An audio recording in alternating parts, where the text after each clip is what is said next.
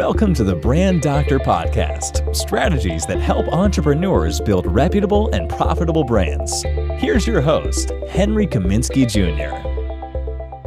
What is going on, everyone? Happy Thursday.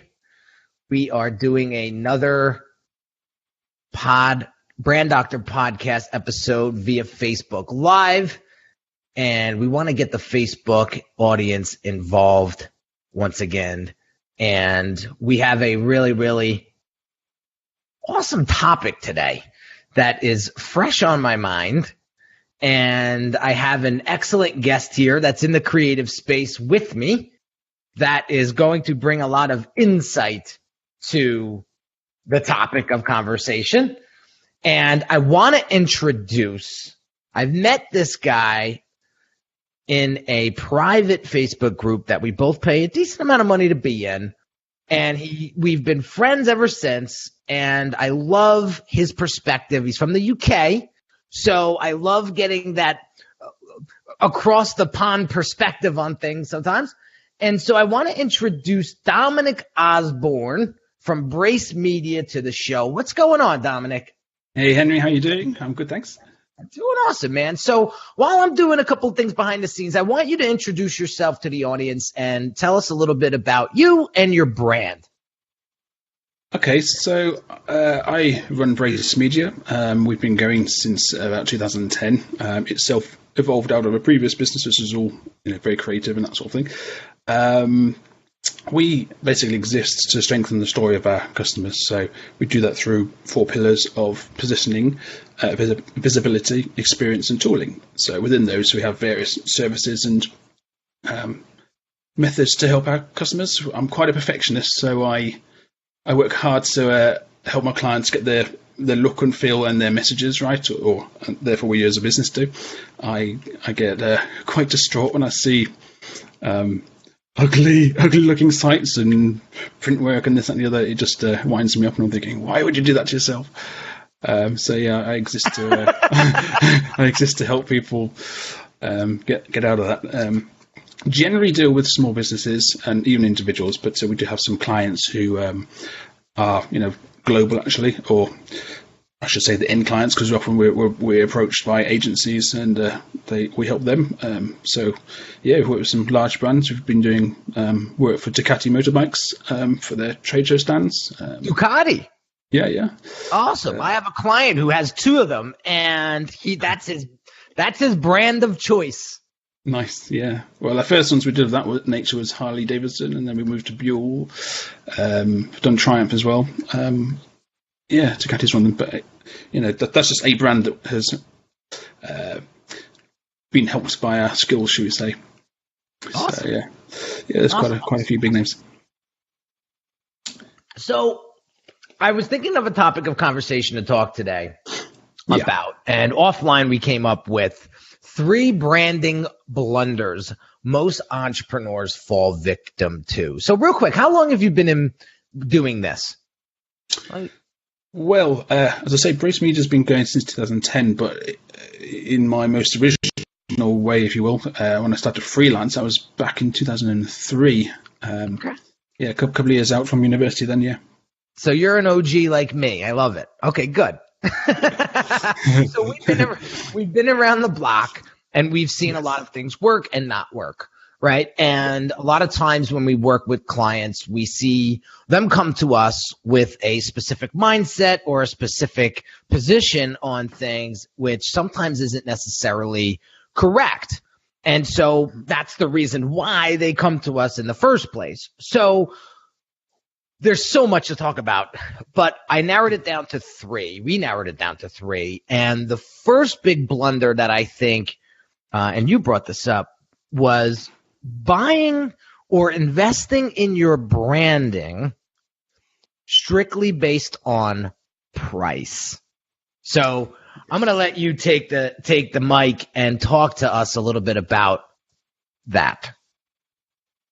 Sure. Well, the problem, or one of the problems I see a lot in the UK, at least, especially when you're dealing with small businesses. Obviously, a large business like Nike and Coca-Cola are very well established and everything, but the small businesses, they do tend to buy on price, especially when it comes to their logos, the branding, and including the logos and things. So quite often I will see a hideous business card with some tragic logo on, or a van drive-by that's got all the, it's been nicely printed, but the graphics on it, just you to think you're literally advertising yourself, and you just look awful. I wouldn't trust you.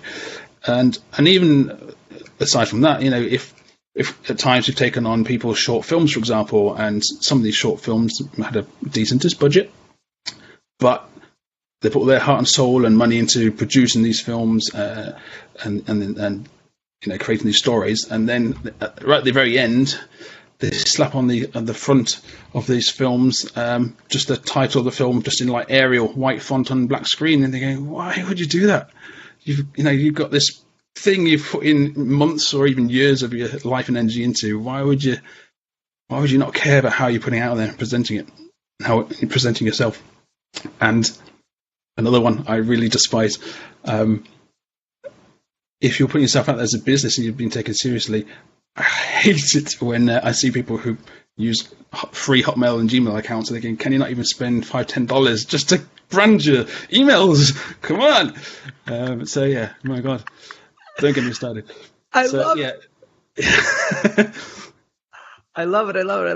So real quick, guys, that are watching on Facebook, if you have any questions, feel free to drop them in the comments, and we'll field them as we go through, the episode. And so, talking about price versus value, I did a funny email the other day about how somebody reached out to me on Instagram and was like, how much for a logo? He didn't even introduce himself. He just said, how much for a logo?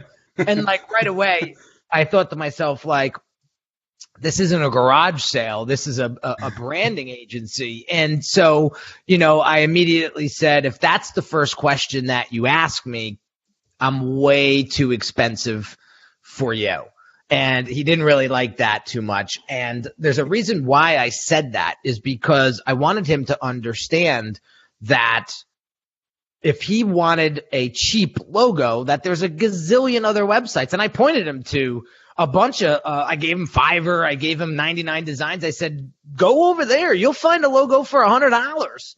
You know what I mean? But it's going to take you a whole bunch of time, and there's a lot more risk involved when you go the cheap route.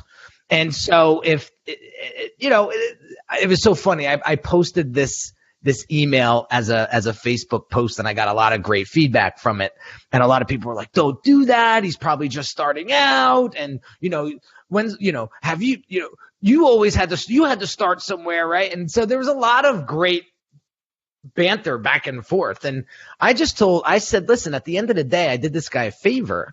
The last thing I want anybody to do is choose the wrong person to help them build their brand. And I knew damn well from that question that it wasn't going to be a good fit, because he was strictly, he was more focused on price versus value. And so, listen, I look at it this way. If you want a cheap logo, it means to tell me, right, that you want a cheap brand, right? People forget it. Like, you see what I'm saying? Like, it's so psychological. Yeah. But it's also something that can come back to bite you later on, especially if you're providing a service to somebody else. I have an example. I can't really name names too much because of relationships and things, but we have an agency who we help out with animation work to promote products and things, particularly for project launches and sometimes for trade shows and things. And we have been doing that for years, literally 8 years or so with them. And so they know what we do, know the quality they get, and sort of prices we charge. And last year, I think it was, they asked us to quote on an animation, and we heard nothing more about it. And I thought, okay, that was maybe too high for the client or something or whatever. Didn't think much more of it. Later on, a few months later, I found out actually the project did happen, just not with us. And from what I hear, it went quite pear-shaped. And the people involved had actually gone to some cheaper supplier over in East Europe. Mm-hmm. So basically bought on price. What I heard then had happened was they the project actually wasn't completed to the levels it should have been completed to. The actual client wasn't happy at all, and then there was a whole hoo-ha about if it's going to be finished, when it'd be finished. I think it actually got done in the end, but it was like 3 months later or something like that. So it completely messed up the launch of this product or service, whatever it was. And I just thought, if you hadn't just skipped on price and actually paid for what you should be paying, pay what you get. Well, it's that old saying, right? Like, if you think I'm expensive, hire an amateur. Hire a more hire a riskier, less established, less reputable, less experienced person. Go ahead. Yeah. See what happens. I'll be here in 6 months when you call me back and say, shit, I should have done this the right time. I should have done this right the first time. And then another thing, when it comes to price, I always ask my clients when they're looking for the cheap route, I say, well, how much are you looking to spend on a logo? And some people are like, $100. Yeah. And then I flip it on them and I say, is that all your brand? Is that all you think your brand is worth? Is $100? And it gives them a different perspective. It makes them think, oh, wait a second. No, I want the best, and so, well, there's a price that comes with the best. And so that's the key that I want to drive home here is, when you're building your brand, this is what everybody's going to see. This is what everyone's going to hear. This is what this is how you're going to represent yourself to thousands of people. This is the thing that's going to make you thousands of dollars in the future. That's all. It can be very hard to undo it as well. Yeah. Do you want to keep having to do it over and over and over again until you get it right? Or do you want to work with a firm that does the homework, which leads me into blunder number 2, which I've seen this a lot lately. Yeah. And over the years I've been doing this, it's not doing the proper discovery before creating a brand or before going into a rebrand process. It's common sense. If you don't do your homework, if you don't understand your customers, right, and how to speak to them in a relatable way, well, that's going to reflect your branding. And let's not get it twisted here, guys. Branding is not just your logo. It's not just your website. It's not just what you look like. It's how you come across to your audience, how your audience perceives you. Yeah, definitely how they perceive you. And it also needs to reflect your true culture that you want to put out there so you can attract like-minded people. Because I heard a story from a guy called Simon Sinek, and he was saying about how lots of companies, when they actually do spend some money on this sort of thing, they'll do this customer research and find out what do the customers think, what do the customers want them to think, and you're thinking, actually, if you're asking people what do you want them to think and should think, you're not actually being authentic to what you are. You're trying to be authentic just to appeal to people, but actually you're not being true to yourself and reaching out to people who you truly want to reach. Yeah, you're looking for validation. Yes. You're looking for validation, and that is the shittiest way to live. I listen, I'll get personal for a second. I lived my early 20s like that. I lived my late teens, early 20s like that, and it got me nowhere. Because all I kept doing was I was buying things to impress people. I was buying things because somebody said, oh, I really like that car. I would go out and buy it. So that person would be like, oh, man, but all that did was make me this like fake, inauthentic person.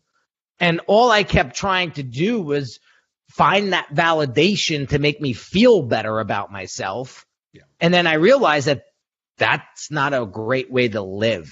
That's the whole keeping up with the Joneses mentality. And it's a rat race. Yeah, for sure. Yeah.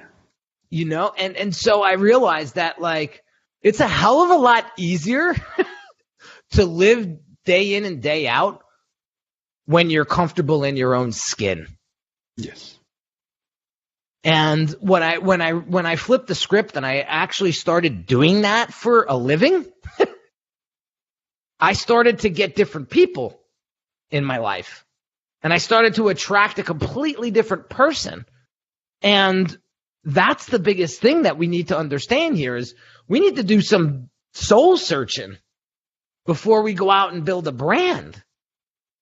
Yes. And it's not about, I need to get validation from my audiences. And I'm a big Simon Sinek fan too. He says, go out there and be who it is that you want to be. Yeah. And the people will come to you. It's a whole different position there, my friend. Yes, for sure.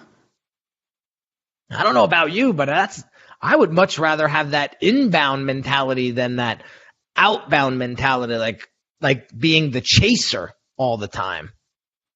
Yeah, it's definitely not fun to be like that. It's annoying. It's annoying. I mean, I don't know how else to explain it. It feels like you're never ever going to get ahead, or you're never going to feel fulfilled because you're constantly chasing. And so I don't want to go too far off track here, but when we're focusing on doing the proper discovery for our brand, what's involved? Like I'm gonna, in your opinion, like what's involved with getting the right discovery down first before moving forward into, the design process, if you will? I think if you're providing the service to a client, you need to figure out what it is actually is their culture. Is that culture actually, for want of a better word, specified even? Have they thought about that? Or is it just that they turn up to work each day and do their job? Once you can nail down quite what they think of themselves, what their aims are, where they think they fit into the world, who they're trying to reach, you can then work on the research to see if they actually are reaching the right people. Obviously, if they're making sales, great. Are they selling to the right people? Or are they selling to people at a certain price and they could be charging a premium because there's a better match out there or something? So there's got to do a lot of research to find out who those customers are then. And I think there's quite a challenge on that part. Yeah. And that's key. I mean, if you put the right message in front of the right people, you win. And how do you determine whether or not you win or lose? Your sales. Your sales are just there to keep score. And if you're struggling with sales, it means you're not in front of the right people. Mm-hmm. And without understanding that and diving into a whole brand development or a brand design, you're putting the cart before the horse. Yeah. You're putting the cart before the horse because it goes down to color. It comes down to typography. It comes down to your brand's voice and its identity, like the little nuances that say the biggest things. And listen, as entrepreneurs out there that aren't in the branding industry, they're not branders. They're innovators. They're salespeople. They're creators, right? They don't know this, and I don't blame them. They don't need to know this. But if they want to get a brand done right, they better have some sort of understanding or get somebody to guide them through the process, because it could be the make or break of your business, because your branding, and this is the big topic of conversation that I'm having today, or I should say this whole week, is your branding is directly related to your bottom line. Yeah. Yeah. So I have a question here from Donald Brandt. He says, are you guys brand managers or do you have your own brands? So we are actually brand developers, Donald. So we actually help entrepreneurs develop their brands from the ground up, or restructure or rebrand a current business to help them connect with their audiences. And so Dominic is in the UK, I'm in the US, and we share very similar services, but it's always great to bring another creative on a show and get their perspective, because we have our own cultures in each of our organizations.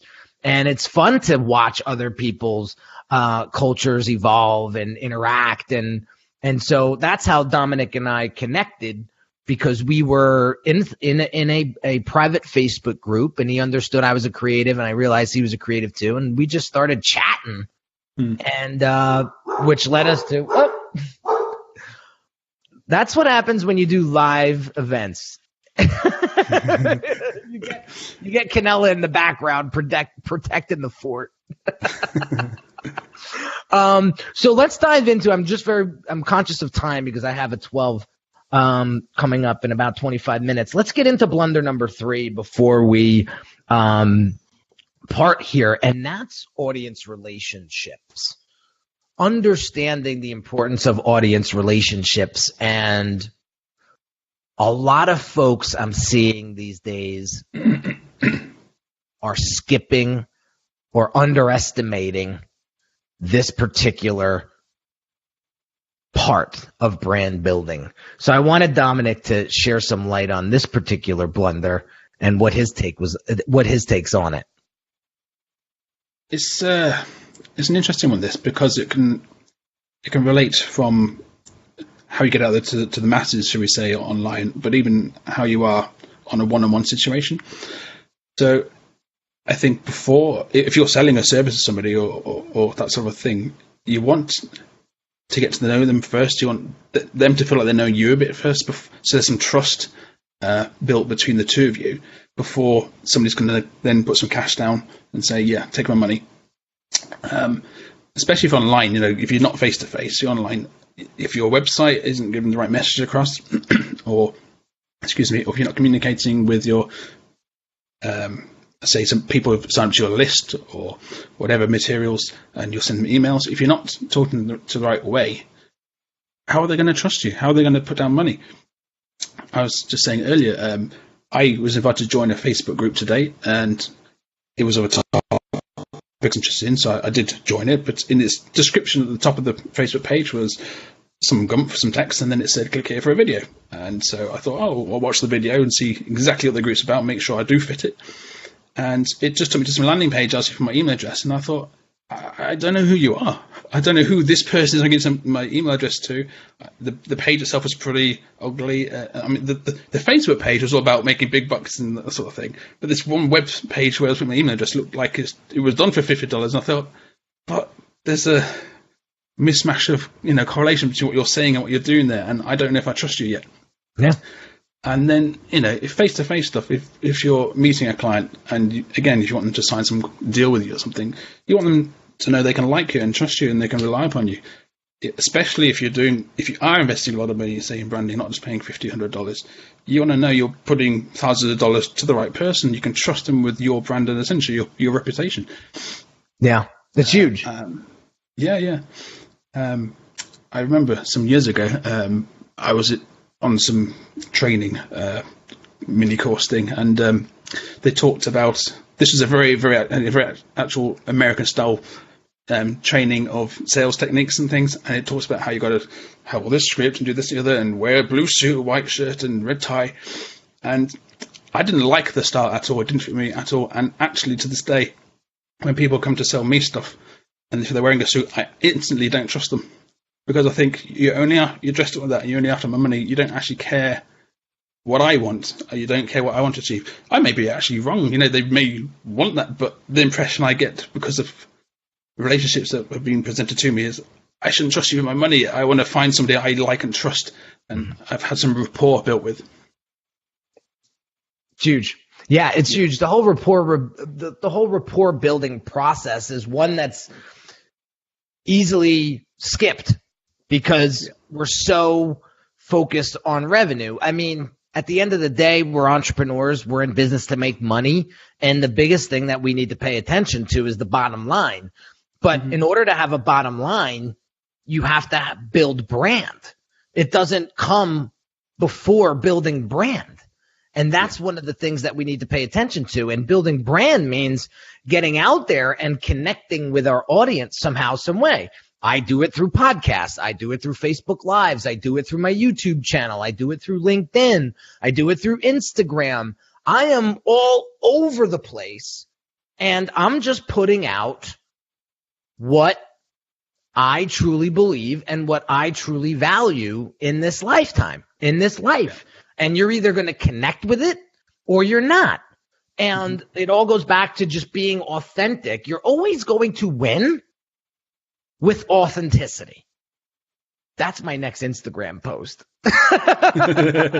You're always going to win with authenticity. And so, that is one of the big driving forces for my brand. And I want my audience to know that, listen, I'm a human being. We make mistakes. We're entrepreneurs. We're constantly trying to level up. At least I am.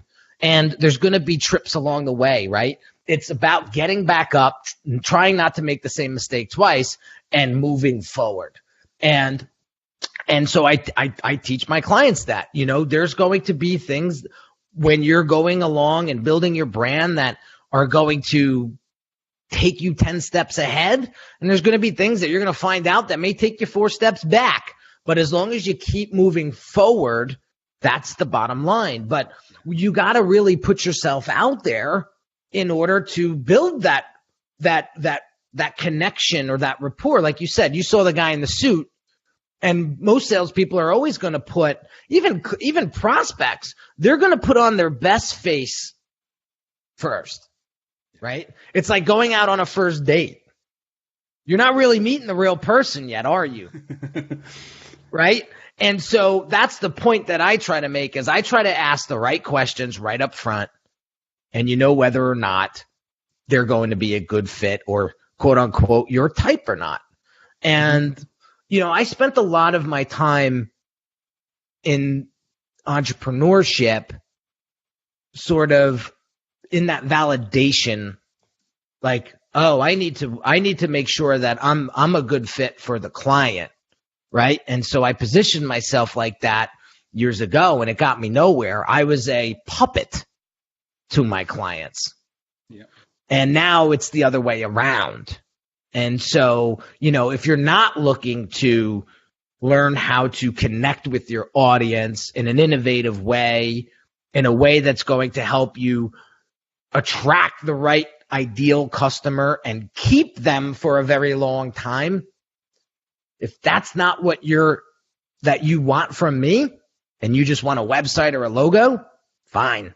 Go hire the other people, and I'll be here, like I said, 6 months later, when you go and you spend thousands of dollars and realize that you got nothing to show for it. It's all ass backwards because you didn't do your homework the first time and understand truly who your audience is. And that, my friend, so let's do some recap here, because I want to make sure that we hammer this home. So the first branding blunder we talked about was buying on price versus value. And is there anything you want to add anything you want to add to that? I would just urge people to treat their business as an investment, and don't be afraid to put your money behind it and pay the right people for the right job. Oh, great point. Great point.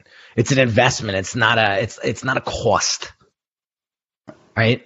The second blunder we talked about was not doing the necessary discovery or homework or legwork first before moving on to the moving along the brand process. Dom, what do you say to that?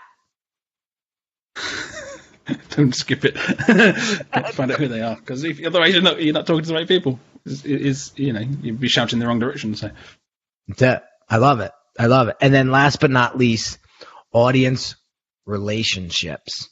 How crucial they are between you, your brand, and them.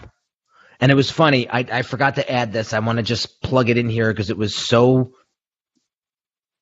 simplistic, yet so overlooked. I was talking to one of my coaches, 2 days ago, and we were talking about LinkedIn and how we're spending a lot of time on LinkedIn lately because it's a business to business platform, right? So he was talking about business relationships, right? And he said, dude, this is so easy, yet so many people make it so hard on themselves. He said, it's just a conversation. And he put this into my head, and I'll never forget it. He said, when you met your wife for the first time, do you remember that day? I said, yes. He said, what kind of questions did you ask her? And I said, simple ones like, how old are you? Where'd you go to school? Where do you work? Where do you live? And he said, now let me ask you a question. Have you ever asked your clients or prospects that? It's a good question. And I said, holy shit. Not really, no. And he said, that's what I'm talking about. Building the basic using basic relationship skill will help you build that rapport for your brand. Yeah. So I had to plug that in. So there you have it, guys. 3 branding blunders most entrepreneurs fall victim to very, very early in the process that I want all of you to pay attention to going forward, because you mess these 3 things up and it will cost you way more than $1,000 logo or a $10,000 website or a $5,000 video production. And so I want to hammer that home. So real quick, guys. Well, first and foremost, Dom, I want to thank you for coming on the show. I know you're in the UK, so what are you, 5 hours ahead of me? I think I am. Yeah. Yeah. No problem. So I want to thank you for shedding your perspective, your creative perspective on things, and really showcasing, your ability in the industry and your experience in the industry. Any parting words? I would just say, listen to Henry. He knows what he's on about. I think you got more reach than I have. So.